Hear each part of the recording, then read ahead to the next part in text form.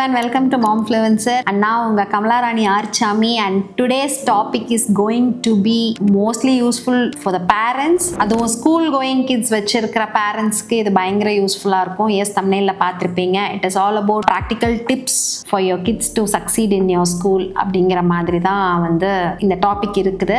ஏன் இந்த டாபிக் அப்படின்னா நிறைய பேர் வந்து கேட்டிருந்தீங்க how Sneha and Pranav like எப்படி அவங்க படிச்சாங்க, நீங்க என்ன பண்ணீங்க அப்படின்னு சொல்லிட்டு நிறைய queries அடிக்கடி வரும். எப்படி படிச்சாங்க, நீங்க எப்படி, how did you find it difficult அப்படிங்கிற மாதிரி எல்லாம் நிறைய பேர் கேட்டிருந்தாங்க. அதுவும் இந்த காலத்துல லைக் பிரணவ் வந்து ஸ்கூல் முடிச்சு அரௌண்ட் 5 years ஆச்சு அண்ட் ஸ்னேஹா வந்து ஸ்கூல் முடிஞ்சு ஒரு 2 years ஆச்சுங்க. அதுக்கப்புறம் நான் இப்ப பாக்குற கிட்ஸ் எல்லாம் பாத்தீங்க அப்படின்னா பயங்கரமா இவால்வ் ஆயிருக்கிறாங்க அப்படின்னு தான் சொல்லுவேன். Not in a wrong sense, but நிறைய டிஸ்ட்ராக்ஷன்ஸ் இருக்குது அண்ட் பேரண்ட்ஸுமே வந்து நிறைய they are trying to cope up competition.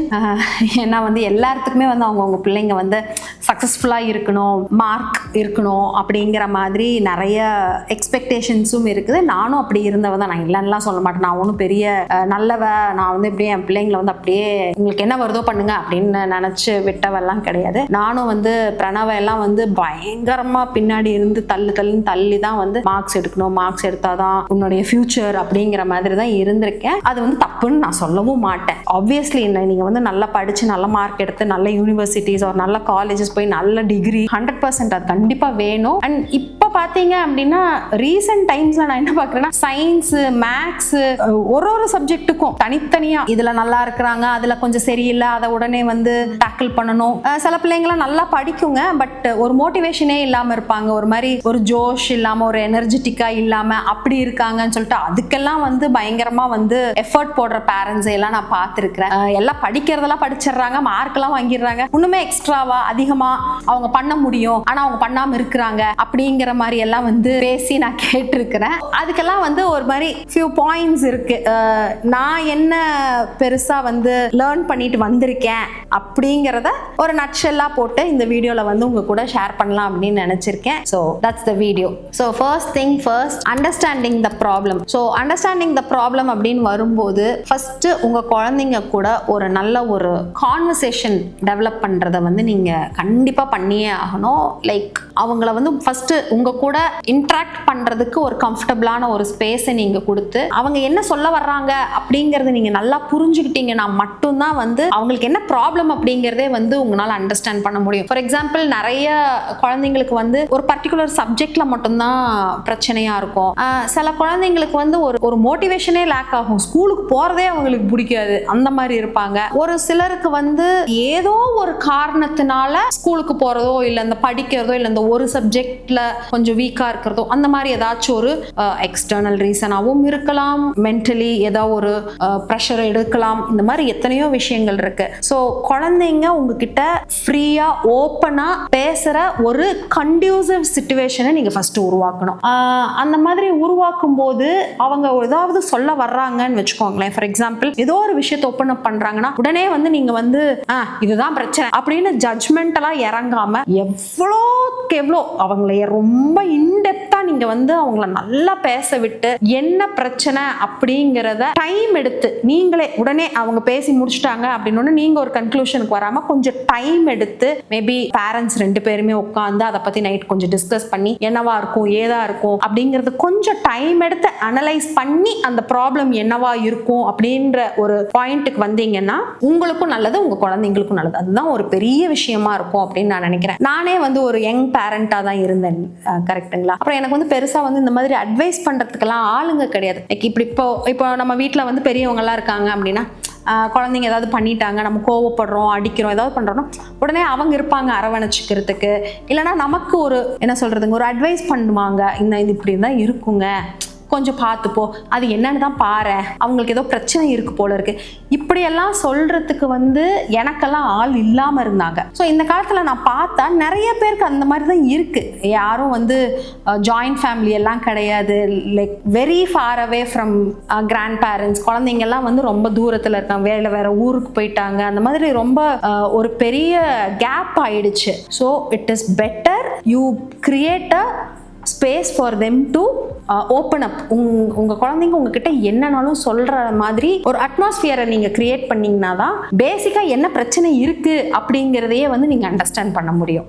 So இப்போ பிரச்சனைக்கு என்ன ரூட் காஸ் அப்படிங்கிறத நீங்கள் கண்டுபிடிச்சிட்டீங்க அப்படின்னு வச்சுக்கோங்களேன், எஃபெக்டிவாக அந்த ப்ராப்ளமை நம்ம வந்து சால்வ் பண்ணுறதுக்கு நம்மளால வந்து சொல்யூஷன்ஸ் கண்டுபிடிக்க முடியும். நீங்கள் பிரச்சனை என்ன அப்படிங்கிறதே தெரியாமல் வந்து குழந்தைங்களுக்கு வந்து ஹெல்ப் பண்ணுறதுக்கு ட்ரை பண்ணீங்க அப்படின்னா அது அவங்களுக்கும் ரொம்ப டாக்ஸிங்காக இருக்கும், அண்ட் உங்களுக்கும் ரொம்ப ரொம்ப டாக்ஸிங்காக டயரிங்காக இருக்கும். அப்புறம் ஒரு பாயிண்ட்டுக்கு மேலே நம்மளுக்கு கோவம் வர ஆரம்பிச்சிடும். நான் என்ன சொன்னாலும் உனக்கு புரிய மாட்டேங்குது அப்படிங்கிற மாதிரி நம்மளும் வந்து ஒரு மாதிரி இரிட்டேட் ஆக ஆரம்பிப்போம். ஸோ பிரச்சனையோட ரூட் காஸ் என்ன அப்படிங்கிறத கண்டுபிடிச்சிட்டிங்கனாலே ரொம்ப எஃபெக்டிவாக அந்த ப்ராப்ளமை சால்வ் பண்ணுறதுக்கு நம்ம யோசிக்க முடியும். கண்டிப்பாக ரூட் காஸ் என்ன அப்படிங்கிறத கண்டுபிடிங்க. ஸோ ஃபார் எக்ஸாம்பிள், இப்போ ஒரு வேளை உங்கள் குழந்தைக்கு வந்து ஒரு பர்டிகுலர் சப்ஜெக்டில் வந்து டிஃபிகல்ட்டி இருக்குங்கிறத நீங்கள் கண்டுபிடிக்கிறீங்க. ஃபார் எக்ஸாம்பிள் மேக்ஸில் வந்து யோர் கிட் இஸ் ஃபைண்டிங் கொஞ்சம் டிஃபிகல்ட்டிஸ் அப்படிங்கிறத நீங்கள் கண்டுபிடிக்கிறீங்க அப்படின்னா கண்டிப்பாக ஒரு ஆல்டர்னேட் லேர்னிங் பிளாட்ஃபார்ம்ஸ் நீங்கள் ட்ரை பண்ணலாம். ஃபார் எக்ஸாம்பிள் பான்சோ. ஸோ பான்சோ பற்றி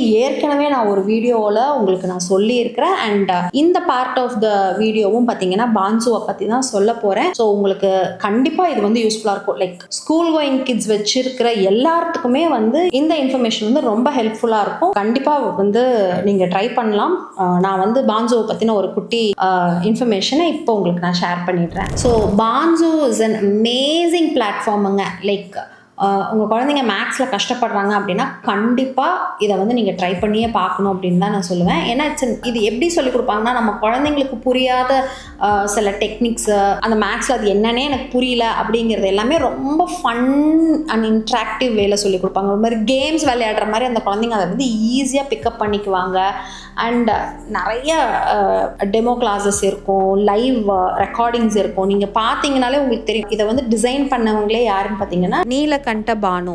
he is considered as the world's fastest human calculator அப்படின்னு சொல்லுவாங்க. ஸோ அவர் தான் வந்து he is the founder for this online course. கஷ்டப்படுற குழந்தைங்க எல்லாருமே வந்து எவ்வளோ ஈஸியாக வந்து மேக்ஸை வந்து கற்றுக்கிட்டாங்க அப்படின்ற டெஸ்டிமோனியல்ஸ் எல்லாம் கூட நீங்கள் வந்து அதில் பார்க்க முடியும். ஸோ உங்கள் குழந்தைங்க அட் ஏஜ் ஆஃப் 6 to 15 வரைக்கும் இருக்கிறாங்க அப்படின்னா கண்டிப்பாக நீங்கள் வந்து இதை ட்ரை பண்ணி பார்க்கலாம். ஏன்னா அவருடைய ரெக்கார்ட் பிரேக்கிங் டெக்னிக்ஸை எல்லாம் தான் வந்து இன்கார்பரேட் பண்ணி இந்த கோர்சஸை வந்து அவங்க கியூரேட் பண்ணியிருக்கிறாங்க. பான்சோ வந்து இப்போ ஃப்ரீ டெமோ கிளாஸஸும் கொடுத்துருக்காங்க. அண்ட் இங்கே கீழே இருக்கிற லிங்கை கிளிக் பண்ணி நீங்கள் வந்து ரெஜிஸ்டர் பண்ணீங்கன்னா ஃபர்ஸ்ட் 100 பீப்புளுக்கு 20% டிஸ்கவுண்ட்ஸும் கொடுத்துருக்காங்க. You can avail this. உங்களோட குழந்தைங்களோட பெட்டர்மெண்ட்டுக்காக நீங்கள் வந்து கண்டிப்பாக இதை ட்ரை பண்ணி பார்க்கணும் அப்படின்னு நான் சொல்லுவேன். ஸோ கிளாஸஸ் வந்து உங்களோட டைமிங்ஸ்க்கு, உங்களோட ஸ்கெடியூலுக்கு தகுந்த மாதிரி நீங்கள் எடுத்துக்கலாம். லைக் இந்தியாவில் மட்டும் கிடையாது. இப்போ நீங்கள் யூஎஸ்ஏல இருக்கீங்க, யூகேல இருக்கீங்க, கனடாவில் இருக்கீங்க, எங்கே இருக்கீங்கனாலுமே அவங்களுக்கு தகுந்த மாதிரியான டைம் ஜோன் அண்ட் டைம்ஸ், ஏன்னா ஸ்கூல் ஸ்கெடியூல்ஸ் எல்லாம் டிஃப்ரெண்ட்டாக இருக்கும். ஸோ எந்த மாதிரி டைம் ஜோனில் எந்த மாதிரி ஸ்கெடியூலில் வேணாலும் நீங்கள் எடுத்துக்கலாம். அண்ட் பேரண்ட்ஸ் நீங்கள் கூட வந்து இந்த டெமோ கிளாஸை வந்து ட்ரை பண்ணி பார்க்கலாம். ரொம்பவுமே சூப்பராக இருக்கும். அண்ட் நான் கீழே கொடுத்துருக்கிற லிங்க்குமே ரொம்ப சேஃப் தான். ஸோ நீங்கள் கண்டிப்பாக வந்து செக் அவுட் பண்ணி பாருங்க. ஸோ நெக்ஸ்ட் பார்த்தீங்கன்னா encouraging a growth mind set. For example நீங்கள் வந்து ஏதோ ஒரு சப்ஜெக்டில் அவங்க வந்து ரொம்ப கஷ்டப்படுறாங்க, வீக்காக இருக்காங்க அப்படின்னா அவங்களுக்கு வந்து நீங்கள் தான் சொல்லிக் கொடுக்கணும். தப்பு பண்ணுறது பிரச்சனை இல்லை. ஒரு மேக்ஸ் ப்ராப்ளமே போடுறாங்க, அது தப்பாயிடுது, டோன்ட் டிஸ்கரேஜ் தெம். என்கரேஜ் பண்ணுங்க. தப்பு பண்ணுறது பரவாயில்ல, பெரியவங்க நம்மளே இந்த வயசுக்கு எவ்வளவோ தப்பு பண்ணுறோம். குழந்தைங்க தானே, அவங்களுக்கு கொஞ்சம் கொஞ்சமாக தான் அது புரியும். ரிசல்ட் வந்தால் மட்டும்தான் ப்ரைஸ் பண்ணுவேன் அப்படிங்கிற மைண்ட் செட்டை தயவு செஞ்சு வந்து நீங்கள் வந்து ஃபர்ஸ்ட்லேயே வந்து நீங்கள் வந்து அதை கட் பண்ணிடணும் அப்படின்னு தான் சொல்லுவேன். லைக் 100 on 100 வாங்குற குழந்தைங்களை மட்டும் ப்ரைஸ் பண்ணுனா தட் இஸ் நாட் ஃபேர் இல்லைங்களா? சின்னதாக அவங்க வந்து ஒரு சின்ன ஒரு அச்சீவ்மெண்ட் பண்ணுறாங்க. லைக் இப்போ வந்து ஒரு 30-35 எடுக்கிறவங்க நெக்ஸ்ட் டைம் வந்து ஒரு 50 எடுத்தால் அது ஒரு பெரிய அச்சீவ்மெண்ட். அதை பயங்கரமாக நீங்கள் என்கரேஜ் பண்ணி அப்ரிஷியேட் பண்ணி ப்ரைஸ் பண்ணும்போது அவங்களுக்கு அடுத்த தடவை இன்னுமே ஒரு 10 மார்க் கூட வாங்கலாம், இன்னுமே பெட்டராக பண்ணலாம். ஓகே இது வந்து நல்லா தான் இருக்குது, ஓகே இது ஈஸி தான் போல், நம்மளுக்கு வந்து பெருசாக திட்டெல்லாம் விழுக மாட்டேங்குது, அப்போ நம்ம கரெக்டாக தான் பண்ணுறோம். அவங்களுக்கு வந்து ஒரு பாசிட்டிவ் மைண்ட் செட் வரும், பயங்கர என்கரேஜ்மெண்ட் கிடைக்கும். ஏன்னா குழந்தைங்களுக்கு என்கரேஜ்மெண்ட் அப்படிங்கிறது ரொம்ப ரொம்ப முக்கியம். ஒரு என்கரேஜிங் மைண்ட் செட்டை பேரண்ட்ஸ் நீங்கள் தான் கொடுக்கணும்னு சொல்லுவேன். So there is a saying, remember the goal is the progress not perfection அப்படின்னு சொல்லி ஒரு சேயிங் இருக்குங்க. ஸோ நம்மளுடைய கோல் வந்து ப்ராக்ரஸில் தான் இருக்கணும், பர்ஃபெக்ஷனாக இருக்கணும் அப்படிங்கிறது கிடையாது அப்படிங்கிறது தான் இந்த சேயிங். ஸோ ப்ராக்ரஸில் இருக்கும்போதே குட்டி குட்டி வின்ஸ், அந்த குழந்தைங்க சின்னதாக எதை வந்து சாதிச்சாலுமே அதை பயங்கரமாக வந்து ஒரு பெரிய விக்டரி மாதிரி நீங்கள் செலிப்ரேட் பண்ணும்போது கண்டிப்பாக உங்கள் மைண்ட் செட் வந்து பயங்கர பாசிட்டிவாக மாறும் அப்படிங்கிறது வந்து நான் பிரணவ் கிட்டேயும் சரி ஸ்னேகா கிட்டேயும் 2 பேர்கிட்டையுமே ரொம்ப பார்த்துருக்குறேன். எஸ்பெஷலி வித் பிரணவ், அவனுக்கு கொஞ்சம் டிஸ்லெக்சிக்காக இருக்கும் போதாகட்டும், அதில் அவன் குட்டி குட்டியாக அவனுக்கு நான் சொல்லி கொடுத்து அதை அவன் வந்து கற்றுக்கிட்டு அதை வந்து கொஞ்சம் கொஞ்சமாக ப்ராக்ரெஸ் பண்ணும்போது நான் வந்து நிஜமாவே வந்து பயங்கர ஹாப்பியாக சந்தோஷமாக ஃபீல் பண்ணி அதை வந்து கொஞ்சம் என்ஜாய் பண்ணியிருக்கிறேன். அது வந்து அவனுக்கு வந்து ஒரு பயங்கரமான பாசிட்டிவ் இம்பேக்டையும் கொடுத்துருக்கு. ஸோ இது வந்து ப்ராக்டிக்கலாக நான் பார்த்துருக்கேன், அதனால் அதை வந்து நான் உங்ககிட்டயும் ஷேர் பண்ணுறேன். ஸோ கண்டிப்பாக வந்து இதை வந்து நீங்கள் ஒரு ப்ராக்டிஸாகவே கொண்டு வந்துடுங்க, உங்கள் லைஃப்பில் ஒரு ப்ராக்டிஸாகவே இதை வச்சுக்கோங்களேன். ஸோ நெக்ஸ்ட் வந்து பார்த்தீங்க அப்படின்னா கிரியேட்டிங் அ சப்போர்ட்டிவ் என்விரான்மெண்ட். அதாவது இதில் நிறைய விஷயங்களை நான் உள்ளே சொல்லிடணும் அப்படின்னு நினைக்கிறேன். ஃபர்ஸ்ட் வந்து ஒரு designated area for their study, ஒரு ஸ்டடி டேபிள், ஒரு ஸ்டடி ஸ்பேஸ். எங்கே நம்ம வீடு சின்னதோ பெருசோ இந்த இடத்துல தான் நீ உட்காந்து படிக்கணும் அப்படிங்கிற மாதிரி ஒரு டெசிக்னேட்டட் ஏரியாவை கொடுக்கணும். நல்ல வெளிச்சமாக இருக்கணும், கொஞ்சம் காத்தோட்டமாக இருக்கணும், மெயினாக வந்து சுற்றி முற்றி எந்த சத்தமும் கேட்காத மாதிரி இருக்கணும். ஸோ தட் அவங்களுக்கு வந்து டிஸ்ட்ராக்ஷன்ஸ் வராது. ஸோ இந்த மாதிரி ஒரு இடத்த உருவாக்கி கொடுத்துட்டு அப்படியே சரி நம்ம தான் இதெல்லாம் இவ்வளோ சஃபஸ்டிகேஷன் பண்ணி வச்சுருக்கிறோம் இல்லை, அதை நீ எப்படியோ படி அப்படின்னு மட்டும் விட்டுறக்கூடாதுங்க. இந்த இடத்துல வந்து நம்ம வந்து ஒரு கன்சிஸ்டன்சி கிரியேட் பண்ணணும். குழந்தைங்களுக்கு வந்து ஒரு டிசிப்ளின் சொல்லி கொடுக்கணும், அவங்களுக்கு வந்து ஒரு ஸ்கெடியூல் வந்து பழக்கி கொடுக்கணும் நம்ம. ஏன்னா குழந்தைங்களுக்கு தெரியாது இல்லைங்களா, நம்ம வந்து ஒரு 6 o'clock உட்காந்து 8 o'clock வரைக்கும் நீ படிக்கணும் கண்ணு, எந்த நாளாக இருந்தாலும் சரி நீ வந்து கண்டிப்பாக வந்து ஒரு 6 to 8 அப்படிங்கிறத ஒரு படிக்கணும். லைக் மண்டே டு ஃப்ரைடே அப்படின்ற ஒரு ஸ்கெடியூல் வச்சிங்கனாலும் சரி, இல்லை ஈவன் சாட்டர்டே சண்டேஸ் கூட உங்கள் குழந்தைங்களுடைய ப்ராக்ரஸை பொறுத்து நீங்கள் வந்து அதை பண்ணலாம். கொஞ்சம் விளையாடுறதுக்கு டைம், இது எல்லாமே வந்து ஒரு டிசிப்ளின்குள்ளார கொண்டு வந்துட்டீங்க அப்படின்னாலே வந்து நீங்கள் வந்து எனக்கு தெரிஞ்சு நீங்கள் வந்து கொஞ்சம் உங்களுக்கு என்ன வேணும்னு நீங்கள் நினைக்கிறீங்களோ, நீங்கள் என்ன கோல் அச்சீவ் பண்ணணும்னு நினைக்கிறீங்களோ அது பக்கத்தில் போயிட்டுருக்கீங்க அப்படிங்கிறது தான் அர்த்தம். ஏன் அப்படின்னு கேட்டிங்கன்னா ஒரு கன்சிஸ்டன்சியை மெயின்டைன் பண்ணி ஒரு டிசிப்ளின்குள்ளார கொண்டு வந்து ஒரு ஸ்கெடியூல்குள்ளே கொண்டு வந்துட்டிங்கன்னா அது அவங்களுக்கு ஒரு ஹேபிட்டாக மாறிடும். ஏன்னா நம்ம ஸ்கூலுக்கு அனுப்புறதே அது தானுங்களே, காலையில் 9 மணிக்கு பெல் அடிக்கும் போது நீ கிளாஸ்க்குள்ளே இருந்து தான் ஆகணும். So that gives a discipline to them. அப்புறம் கண்டிப்பாக வந்து டெய்லியும் வந்து அந்த ஹோம்ஒர்க்ஸ் எழுதிட்டு தான் நீ வந்தாகணும். That gives a consistency. ஒரு ஸ்கெடியூல் வச்சுருப்பாங்க, சாப்பிட்றதுக்கு இந்த டைம், ஸ்நாக்ஸ் பிரேக்கு இது, இன்டர்வல்னால் இது, லஞ்ச் டைம் இது, ப்ளே டைம் இது அப்படின்றது ஒரு ஸ்கெடியூல் வச்சுருப்பாங்க. ஸோ இதை வந்து நம்ம வீட்லேயுமே நம்ம சின்ன சின்னதாக அந்த குழந்தைங்களுக்கு சொல்லி கொடுத்துட்டோம் அப்படின்னா நிஜமாவே வந்து ஒரு 6 monthsலேயே நீங்கள் வந்து ஒரு டிராஸ்டிக்கான ஒரு இம்ப்ரூவ்மெண்ட்டை பார்ப்பீங்க. ஏன்னா இது எல்லாமே வந்து இட்ஸ் அ காமன் திங், நம்மளால் செய்ய முடியாது அப்படிங்கிறதுல. ஐ நோ இன்னைக்கு வந்து நிறைய பேரண்ட்ஸ் வந்து பிஸ்னஸ் பண்ணுறாங்க, ஆஃபீஸ் போகிறாங்க, குழந்தைங்களுக்காகவும் நீங்கள் கொஞ்சம் டைமை ஒதுக்கி கொஞ்சம் மெனக்கெட்டு இதை பழக்கி கொடுத்துட்டீங்க அப்படின்னா அவங்க அதை அப்படியே பெருசாக கேரி ஃபார்வர்ட் பண்ணிக்குவாங்க. இன்ஃபேக்ட் அவங்களுக்கு வந்து அது கொஞ்சம் ஈஸியாகவும் ஆயிரும், ரொம்ப சிரமப்பட மாட்டாங்க. ஸோ தட் நமக்கு அது வந்து ரொம்ப ஸ்ட்ரெஸ்ஃபுல்லாக இருக்காது. ஸோ சின்னதுலேயே கொஞ்சம் இதையெல்லாம் பழக்கி கொடுக்குறது அப்படிங்கிறத வந்து கொஞ்சம் கேர்ஃபுல்லாக நோட் பண்ணிட்டீங்க அப்படின்னா it will be easy for உங்களுக்கும் ஈஸியாக இருக்கும், உங்கள் குழந்தைங்களுக்கும் ஈஸியாக இருக்கும். ஸோ நெக்ஸ்ட் பார்த்தீங்கன்னா பீயிங் இன்வால்வ்ட் வித்தவுட் ஓவர்வெல்மிங். இது என்ன அப்படின்னு கேட்டிங்க அப்படின்னா நம்ம வந்து ஒரு பெரிய தப்பு பண்ணுவோம் எப்பவுமே. குழந்தைங்களுக்கு ஹெல்ப் பண்ணுறோம், போய் உட்காந்துட்டு அவங்க கொஞ்சம் ஸ்ட்ரகிள் பண்ணுவாங்களா, உடனே வந்து நம்ம டக்குன்னு ஆன்சரை போட்டு இதுதான் ஆன்சரு அப்படின்னு ஒரு ஹெல்ப் பண்ணுறோம் அப்படின்னு சொல்லி அவங்கள வந்து நம்ம ட்ரை பண்ணவே விட மாட்டோம். எப்பவுமே வந்து அவங்கள லீட் எடுக்கிறதுக்கு பழக்கி விடுங்க. 4+4 அப்படின்னா அவங்க தப்பாக போட்டாலும் பரவாயில்ல, அவங்க ஃபஸ்ட்டு ட்ரை பண்ணி ஒரு ஆன்சர் கொண்டு வரட்டும். அது தப்பாக இருந்துச்சுன்னா எங்கே நீ தப்பு பண்ணியிருக்கிற அப்படிங்கிறத சொல்லி கொடுக்கறது தான் நம்ம வேலையை தவிர்த்து 4+4னா டக்குன்னு 8 ஏன்னா உங்களுக்கு தெரியும் அப்படிங்கிறதுக்காக நீங்கள் போட்டு அந்த குழந்தைக்கு ஈஸி இவ்வளோதான் அப்படிங்கிற மாதிரி போனீங்கன்னா அது உங்கள் குழந்தைக்கும் யூஸ் கிடையாது, உங்களுக்கும் வந்து அதில் யூஸே கிடையாது.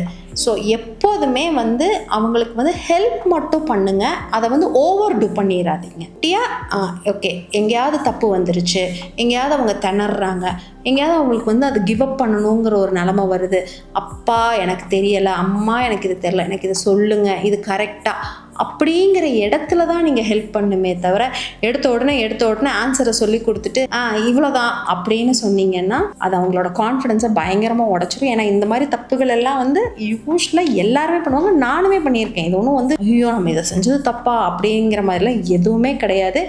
சின்ஸ் நம்ம வந்து நம்மளுக்கு ஒரு டைம் இவ்வளோ நேரம் ஆகுதே அப்படிங்கிற அந்த பொறுமையின்மையினாலலாம் நம்ம நிறைய இந்த மாதிரி தப்புகள் பண்ணுவோம்.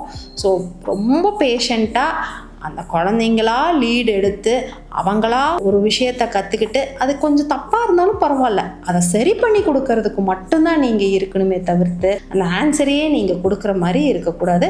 ஸோ இது வந்து அவங்களோட இண்டிபெண்டன்ஸியை டெவலப் பண்ணும், கான்ஃபிடென்ஸை டெவலப் பண்ணும், ஒரு குழந்தையோட ஓவரால் டெவலப்மெண்ட்டுக்கு வந்து நீங்கள் ஹெல்ப் பண்ணுமே தவிர அதை சீக்கிரமாக கொண்டு வர்றோம் அப்படிங்கிற பேரில் நீங்கள் கெடுத்து விட்டுறக்கூடாது. ஸோ டெஃபினட்டாக வந்து இந்த ஒரு பாயிண்ட் வந்து நானே இந்த தப்புகளை பண்ணியிருக்கேன். நீங்கள் வந்து தயவு செஞ்சு இதை தப்பு பண்ணாதீங்க. இனிமேல் இந்த மாதிரி தப்பு பண்ணிட்டு இருந்தீங்கன்னா கூட இனிமேல் வந்து கொஞ்சம் கவனமாக யோசிச்சு ஓகே நம்ம இதை பண்ணுறோம், இதை பண்ணக்கூடாது, இதை நம்ம வந்து கண்ட்ரோல் பண்ணிக்கணும் அப்படின்னு சொல்லிட்டு உங்களையே வந்து கொஞ்சம் பொறுமையாக இருக்கிறதுக்கு கற்றுக்குங்க. இதை நீங்கள் ட்ரை பண்ணி இதை நீங்கள் அடாப்ட் பண்ணி இதை கொண்டு வந்துட்டீங்க அப்படின்னா ஒரு பெரிய டிஃப்ரென்ஸ் வந்து நீங்கள் குழந்தைங்களில் பார்ப்பீங்க.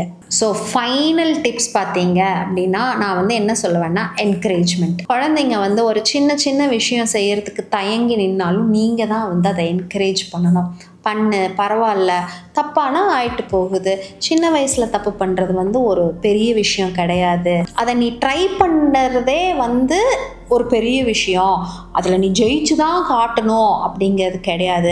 சின்ன சின்ன விஷயங்களை நீ ட்ரை பண்ணும்போது ஸோ இன்றைக்கி வந்து ஒரு 10 பேர் கூட அவங்க ஓட ஆரம்பிக்கிறாங்க, அவங்க தான் 10ஆவதாக வந்தால் இன்னும் கொஞ்ச நாளில் அவங்க 8ஆவதாக வரலாம், 5ஆவதாக வரலாம். லைக் குட்டி குட்டியாக அவங்க ப்ரோக்ரஸ் பண்ணுவாங்க அப்படிங்கிறத வந்து அவங்களுக்கு சொல்லி கொடுக்கறது ரொம்ப ரொம்ப முக்கியம். இந்த ஒரு சின்ன விஷயம் அவங்க செய்யணும் அப்படின்னு நினச்சாலுமே தயவு செஞ்சு என்கரேஜ் பண்ணுங்கள். ஏன்னா அது நான் வந்து பிரணவுக்கும் செஞ்சுருக்கேன், ஸ்னேகாவுக்கும் செஞ்சுருக்கேன். மேபி அதுதான் இப்போ அவங்கள வந்து இன்னுமே ஒரு பெட்டர் பர்சனாக மாற்றி இருக்குது அப்படின்னு நினைக்கிறேன். பிரணவ் வந்து ஒரு சின்ன வயசுலேயே வந்து நான் வந்து இந்த மாதிரி ஒரு ஃபீல்டை சூஸ் பண்ணுறேன், நான் வந்து இதில் பண்ண போகிறேன் அப்படிங்கும்போது நான் வந்து ஸ்டாப் பண்ணவே இல்லை. ஐ என்கரேஜ்ட் ஹிம். எனக்கு அப்போ வந்து ஒரே ஒரு பாயிண்ட் தான் இருந்துச்சு, என் குழந்தைக்கு பிடிச்சிருக்கு, அவன் பண்ணணும்னு நினைக்கிறான், பண்ணட்டும், நான் கூட நின்று சப்போர்ட் பண்ணுறேன், என்கரேஜ் பண்ணுறேன், அதில் ஒரு ப்ராக்ரெஷன் தெரிஞ்சிச்சுன்னா it is well and good, அப்படி இல்லைன்னா பரவாயில்ல, it is an experience, learning experience அப்படின்னு எடுத்துக்கலாம்.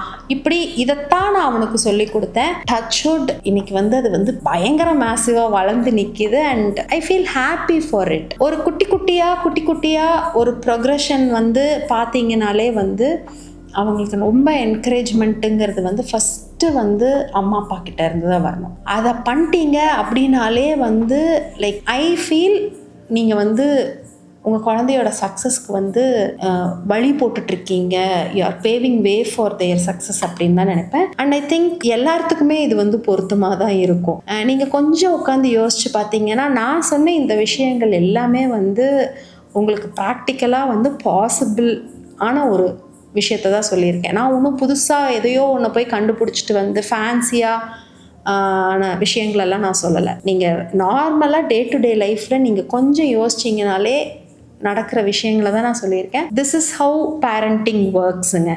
நம்ம நினைக்கிற மாதிரி குழந்தைங்க இருக்க மாட்டாங்க. குழந்தைங்க எப்படி இருக்காங்களோ அதுக்கு தகுந்த மாதிரி தான் நம்ம வந்து கொஞ்சம் வளைஞ்சு நெளிஞ்சு போகணும். So that is the parenting, the whole point in parenting அப்படின்னு சொல்லுவேன்.